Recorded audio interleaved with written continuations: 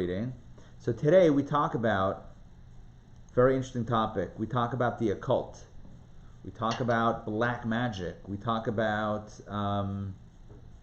all of those types of things that are, not the ordinary path, if you will, of finding out information. So the Torah reading, just a few verses once again. The Torah reading for today, Wednesday, August 19th, this is the fourth reading of Shoftim, starts off with a discussion about the Kohin and a Kohin's role in serving in the temple, in the Beit HaMikdash, or in the tabernacle. So I'm going to read. It says, "And if a Levite comes from one of your cities out of all Israel where he sojourns, he may come whenever his soul desires to the place the Lord will choose, and he may serve in the name of the Lord his God, just like all of his Levite brothers who stand there before the Lord." Now, as Rashi points out, as the commentators point out, this is not talking about a Levite, actually, although it says Levite, it's talking about a Kohen who comes from Shevet Levi, from the tribe of Levi. And the Torah is telling us that a Kohen, no matter who, no matter what, as long as he is fit, he is able to serve in the temple like all of his brothers. They shall eat equal portions except what was sold by the forefathers. When you have, which basically means, like Rashi says, let's take a quick look at Rashi. Basically, what this means is that this person is able to eat equal portions from with the other Kohanim, except what was sold by the forefathers is a reference to the shifts, the specific shifts that were made, and during that shift and that allocation, then those shifts, or those Kohanim that are serving, should have those allocations, and then it's not up for grabs. But otherwise, it's available for any Kohen who sees fit to do the service. Now, let's talk about the fortune telling and all that stuff. This is where it gets interesting and very relevant. So, and this is verse number 9. Again, Moses is speaking to the people, and he says, "When you have come to the land the Lord your God is giving you, you shall not learn to do like the abominations of those nations." So, in other words, don't do what God doesn't like, what those other people are doing. And what is that? So here we go. We have 4 verses to focus on. "There shall not be found among you anyone who passes his son or daughter through fire." Okay, number 1. Number 2, a soothsayer. Number 3, a diviner of auspicious times.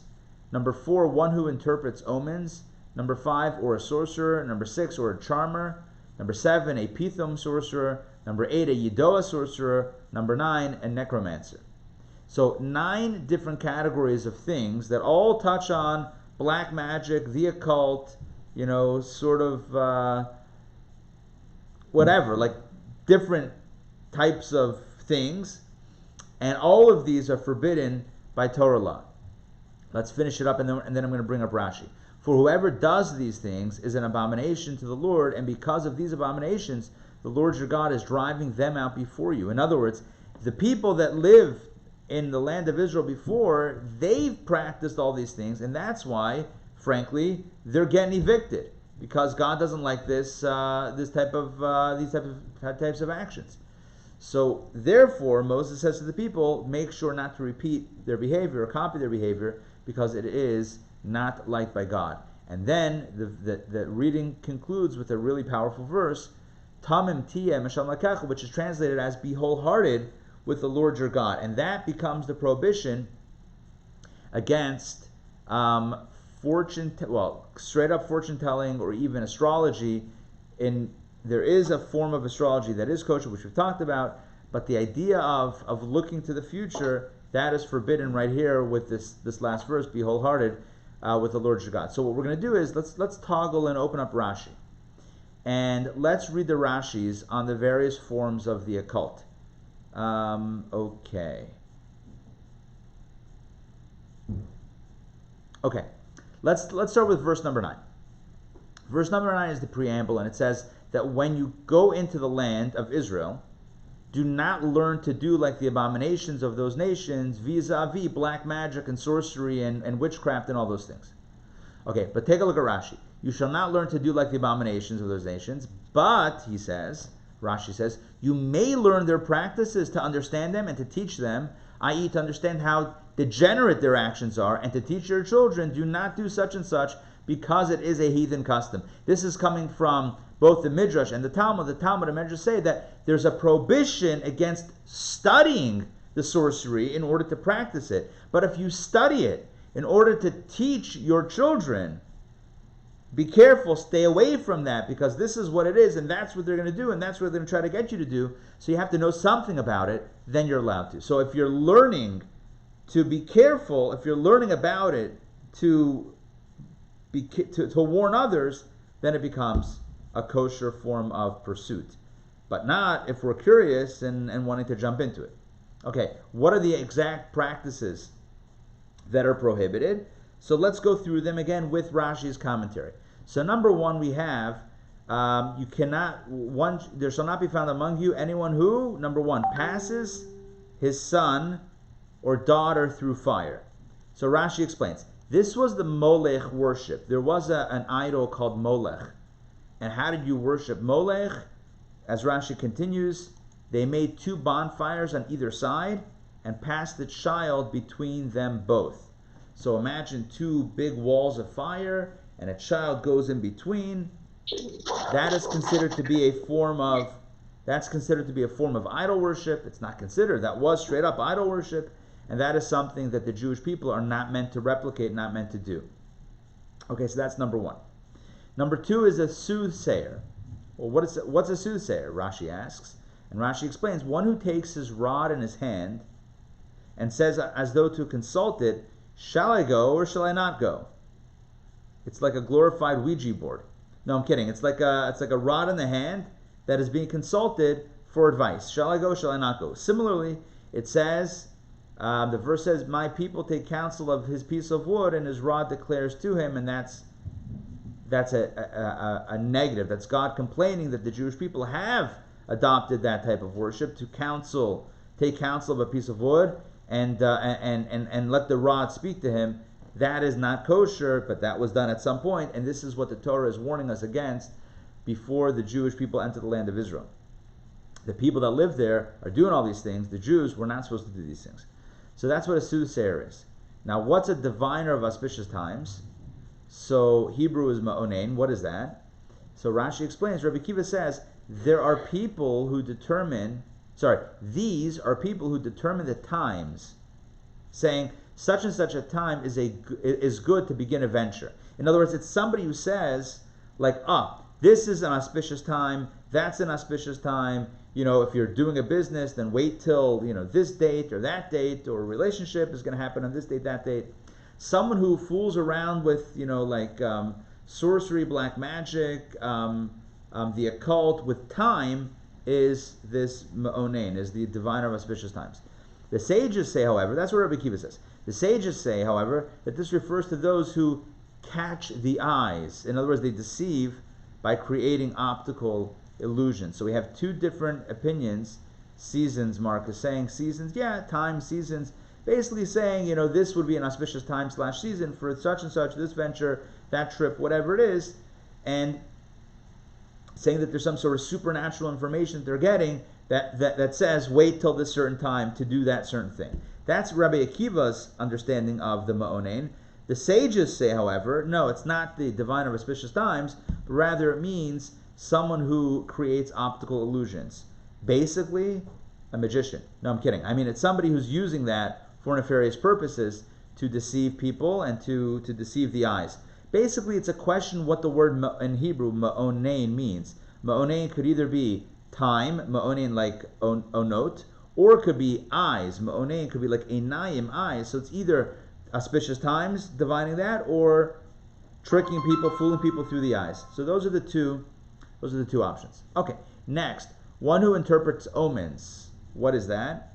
For example, and he's quoting Sifri and Sanhedrin, Midrash and the Talmud, for example, bread falling from his mouth, a deer crossing his path, or a stick falling from his hand. So if somebody says, oh my gosh, bread fell from your mouth, that means that such and such is going to happen. Oh, a deer crossed your path, that means such and such is going to happen. Oh, a stick fell from your hand, that means such and such. You ever hear about like a black cat or something? If a black cat crosses your path, or if a mirror or a ladder, or if stepping on a crack or something,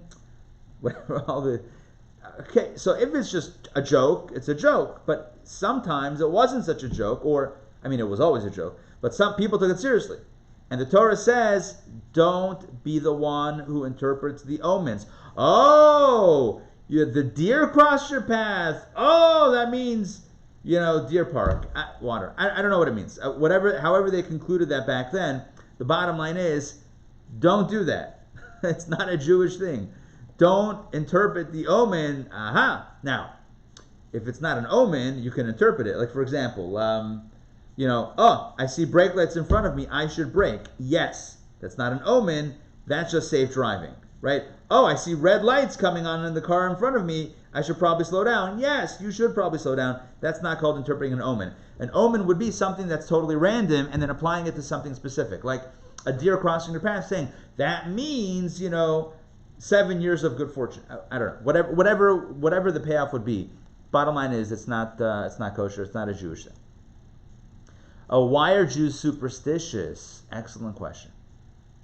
What's the deal? How do we reconcile superstition with this? This is essentially saying not to be superstitious, by the way. But like this. It depends how nefarious it is, right? I mean, it depends what's the payoff. You want to avoid ayin hara. Yeah, it's superstition, I would say. The Jewish form of it is avoiding ayin hara, which means avoiding somehow people casting the evil eye on you or on something that is dear to you. So that's a good thing, because the evil eye is not superstition.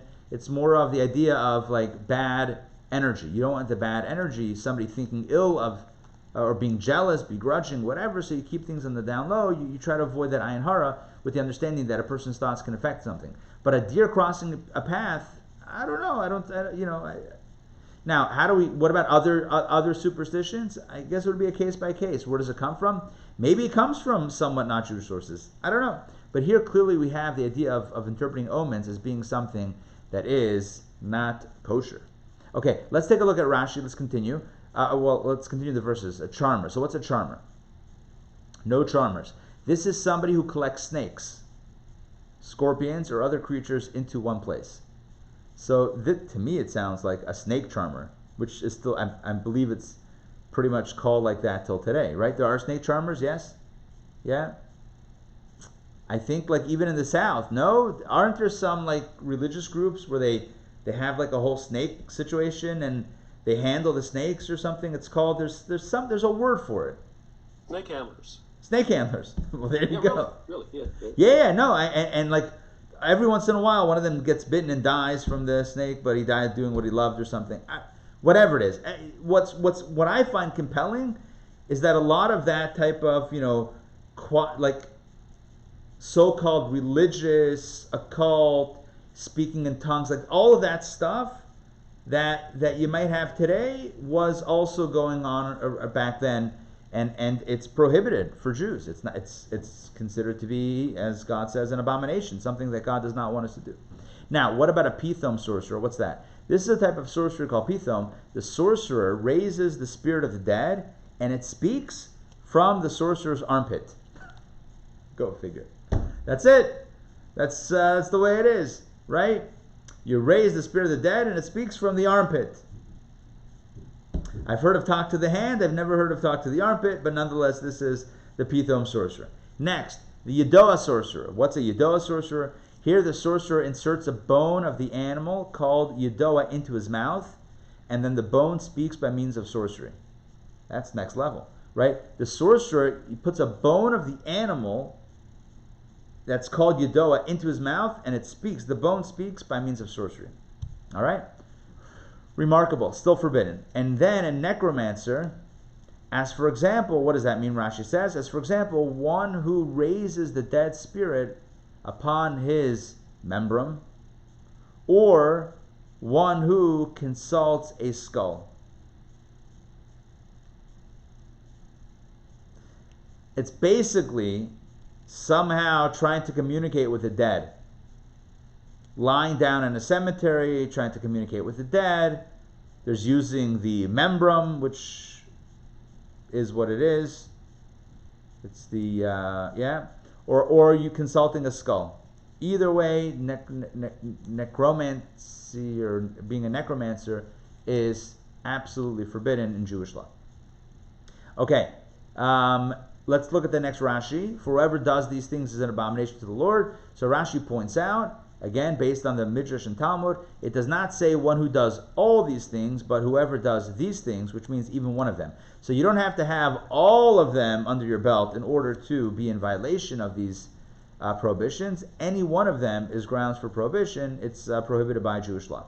And the Torah, the reading concludes, and this is what we'll end with, be wholehearted with the Lord your God, as Rashi says, based on the Sifri, the Medrash, conduct yourself with him with simplicity and depend on him, and do not inquire of the future. Rather, accept whatever happens to you with unadulterated simplicity, and then you will be with him and to his portion. So what this means is, let's not look to inquire of the future. Let's not seek out horoscopes and fortune tellers and palm readers and all these things like what's going to happen. Go with the flow. Take what life brings to you. I mean, it doesn't mean that we can't, do things in life to protect ourselves or whatever. But what it does mean is that we're not meant to be with our heads in the future. We're meant to be with our heads in the present, and taking things as they come and creating what we need to create. If we want to achieve, then achieve. If we want success. You want to study Torah. But don't look to the future. In your future you have this incredible destiny and fortune. You have to create it anyway. You can't just sit back and relax, because we know that even a positive thing that might be predestined might remain stuck in a spiritual level and not come down, not be manifest if we don't do the work. And a negative thing, God forbid, could be averted through prayer. So might as well pray. Might as well do what we need to do, take care of things in our end. And that's it. We don't have to worry about the future. A thing that people worry about all the time is the future, what's going to happen. In Judaism, we say, don't worry about the future. And these laws are all about, really essentially, this last line, be wholehearted. In other words, be complete, be sincere, be trusting in God. That means don't worry about the future. I'm not saying don't open a savings account. That's fine. You're allowed to worry about the future on that level. That's not worrying, that's preparing for the future. But don't be consulting like what's going to happen, how's it going to be. That's a profound waste of time. It's not focusing on what we need to focus on, and it is against the Jewish mandate. Okay, so this is today's reading. Very interesting reading. I actually looked up the original Talmud. I pulled it up over here. I was going to read parts of it, but you know what? It's technical. It's legal. You can look it up. Sefaria, Sanhedrin 65a, 65b. It talks about all these things, and pretty much Rashi does a good job summarizing for us. So thank you, as always. Thank you, Rashi. All right, Mark, I saw that you wrote something new into the chat, but I didn't read it yet. Yes. Mark's Rashi says that he raises the head of the dead and places it on his male organ. Correct. And that's what Rashi, that's what it says over here. One who raised the dead spirit upon his membrum. Membrum is a euphemism for that. In the Hebrew, it's bizakuroi, which means in his maleness, that which makes him male, that would be the defining feature. Okay, so that is that. Did they do this? Yeah. Why did they do this? I don't know. Are there people that still do this today? You know what? People do a lot of things. I would imagine that somewhere in the world, these practices on some level are still happening. And the bottom line is, Torah says, none of it. None of it. You want to communicate with God? Tefillah, prayer. You want to connect with God? Do a mitzvah. You want to learn about God? Study Torah. That's it. That's it. And then do the work that you need to do. Simple. No complicated, what am I looking for? No complicated, not events, but rituals and all that stuff. No, very straightforward. All right, this is it for today's Torah reading. The bottom line is, we should be tamim, we should be wholehearted with God, and God will take care of us. We have to have faith in that, we have to believe in that, and then God will certainly deliver. Okay, any other questions, comments? Yeah, Ari, quick question. Yeah. What does it mean, one who causes his son or daughter to pass through fire?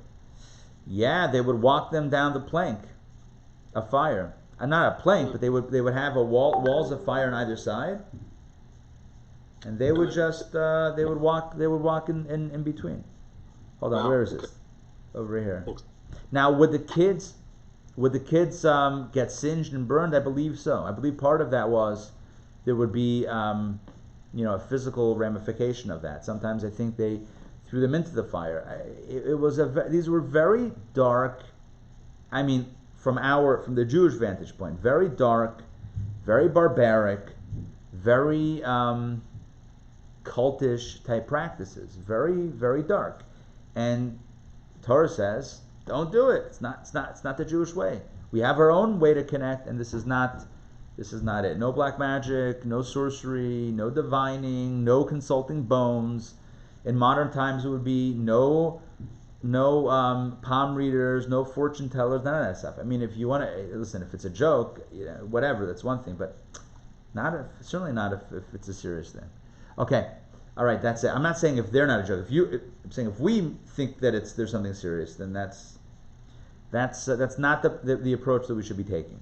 I'm not commenting if there's any truth to it or not. The Torah doesn't get into that. The Torah doesn't say it's false. The Torah says it's an abomination because it's turning away from where we need to be, which is in that place of complete sincerity and trust in God. All right, so that's it for today. Hope you enjoyed the Daily Power Parsha. Tomorrow, I know I stopped sharing my screen, but let me take a quick look-see at tomorrow. Tomorrow we have a longer reading with a lot of interesting topics. Okay, so join me tomorrow, same bad time, same bad channel. Tonight, Torah study 7:30. The topic is, what is tonight's topic? The topic is mind over matter, or mind control. So that is tonight. I'll have that spinning thing. We'll get everyone hypnotized. I'm kidding. It's about being in control of our emotions, using our mind. And tomorrow night is Edith Eger, Dr. Edith Eger, Holocaust survivor, acclaimed best-selling author, live with us 7 p.m. tomorrow. Join us and please spread the word. Okay, that's it for today. Enjoy, and it's good to study Torah together. Bye, everyone.